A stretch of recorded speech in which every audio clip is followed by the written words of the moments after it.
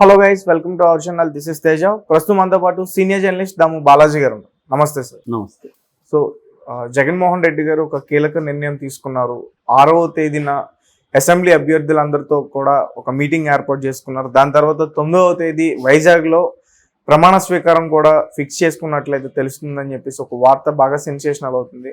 అంటే జగన్మోహన్ రెడ్డి ఎందుకు ఇట్లా బిహేవ్ చేస్తున్నారు తెలుసుకునే అవకాశం ఉందా? జగన్ ముందు నుంచి కూడా యాక్చువల్గా ఆయన ఎలక్షన్ ఓటు వేసిన తర్వాత 4 గంటలు మిస్ అయ్యాడని ఆంధ్రజ్యోతి వీళ్ళందరూ కూడా రాశారు. ఆ 4 గంటలు ఏమయ్యాడు జగన్ అని.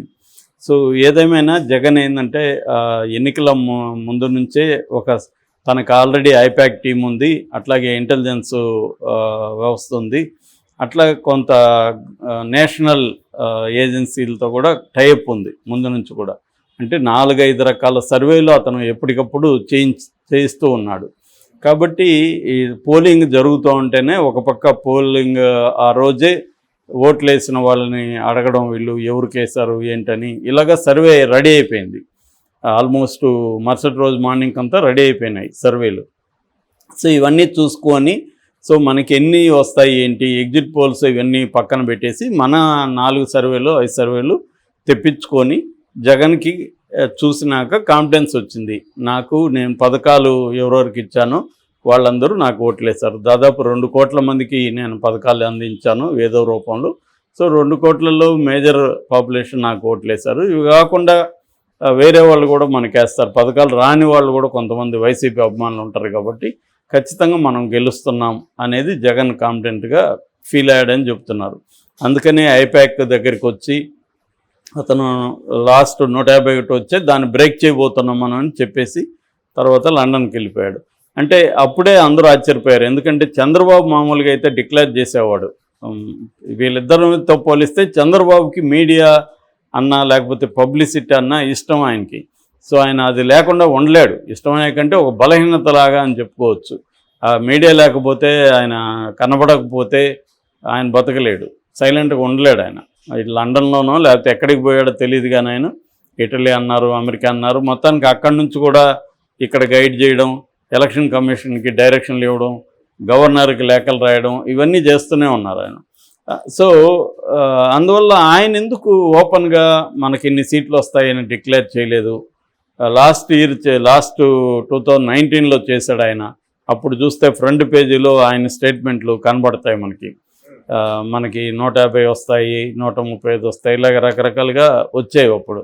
ఇప్పుడు ఎందుకు చెప్పలేదు అనేది పెద్ద ప్రశ్న. అదే టైంలో వైసీపీ నుంచి కొంత ఓవర్ యాక్షన్ కనబడుతుంది బిగినింగ్ నుంచి కూడా. అంటే వైజాగ్లో ప్రమాణ స్వీకారానికి ఏర్పాట్లని, తర్వాత టికెట్లంతా ట్రావెల్స్ అంతా బుక్ అయిపోయినాయని, అక్కడ హోటల్స్, గెస్ట్ హౌస్లు, ఫామ్ హౌస్లు అన్నీ అక్కడ బుక్ చేసేసారని ఇవన్నీ వచ్చాయి. కానీ నిజానికి హోటల్స్ అవి బుక్ చేసి ఉండొచ్చు, ఎందుకంటే వాటికి ఏం డబ్బులు కట్టాల్సిన అవసరం లేదు. ట్రావెల్స్ అయితే నేను కూడా చూశాను, ఎక్కడ కూడా టికెట్లు ఏమీ ఫుల్ అయిపోలేదు, ఖాళీగానే ఉన్నాయి. మామూలుగా సాటర్డే సండే వస్తుంది కాబట్టి 8th 9th ఆ టైంలో ఉండే రష్ ఉంది తప్ప అదర్వైజ్ ఏమీ లేదు. కాకపోతే వీళ్ళు ముందు జాగ్రత్తగా టికెట్లు అయితే పెంచారు, ఎవరు ప్రైవేట్ ట్రావెలర్స్. ఎందుకంటే వీళ్ళు ఏమైనా నిజమేమో బుక్ చేసుకుంటారేమో, ఎందుకన్నా మనం పెంచని చూద్దామని పెంచారు, కానీ వాళ్ళు ఏమీ బుక్ కాలేదు.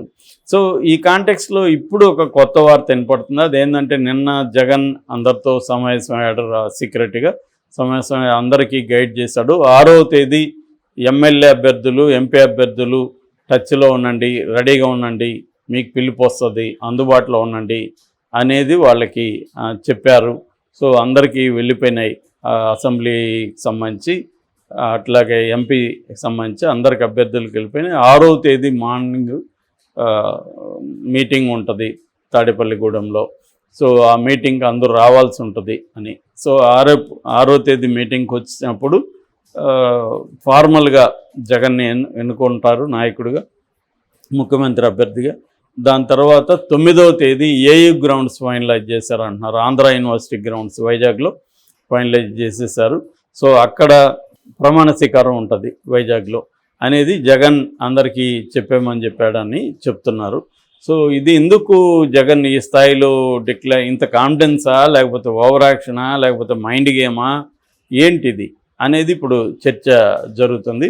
ఒకటి కాన్ఫిడెన్స్ ఉండొచ్చు, తన నివేదికలు తనకి అటువంటి ఒక రిజల్ట్ని ఇచ్చుండొచ్చు.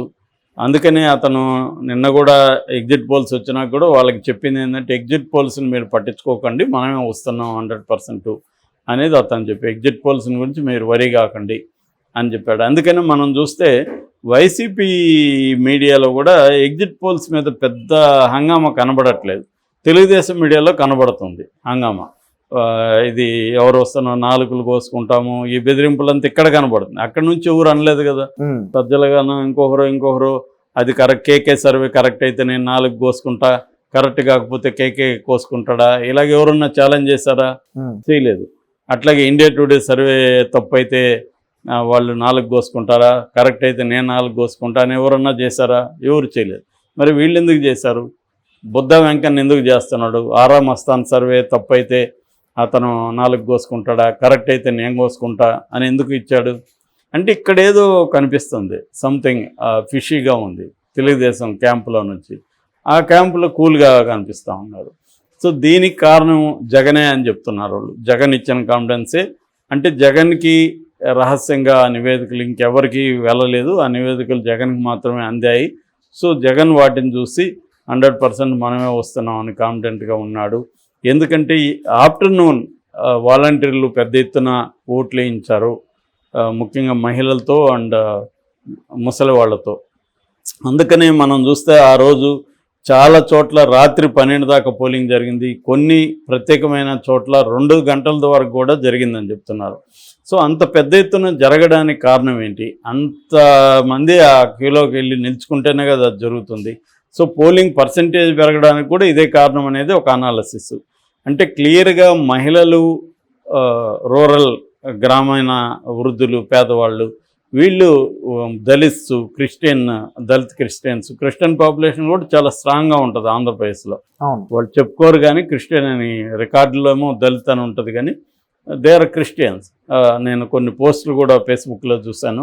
జగన్కి మేము ఎందుకు ఓటేస్తున్నాం అంటే, మా జీవితాల్లో మార్పు జరిగింది, మా జీవితాలకు గౌరవం పెరిగింది మాకు సమాజంలో.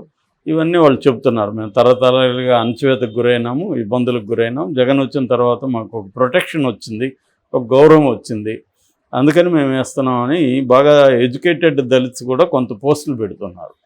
సో ఏదేమైనా ఇవన్నీ చూసారు. ఆర్ఎంఎస్తాన్ కూడా ఏం చెప్తున్నాడు, 56% మహిళలు వైసీపీకి వేశారు, 42% మాత్రమే తెలుగుదేశం కూటమికి వేశారు అనేది ఆర్ఎంఎస్తాన్ కూడా అంటున్నారు. సో మహిళలు పెద్ద ఎత్తున వచ్చి వేశారు, వాళ్ళు క్యూలో నిలబడి వేయడం వల్లే జగన్కి మెజార్టీ పెరిగింది. మనకు కానీ గుర్తుంటే 2019లో కూడా సేమ్ డిబేట్ జరిగింది. 2019లో కూడా మహిళలు ఈవినింగ్ పెద్ద ఎత్తున క్యూలలో నిలబడ్డారు.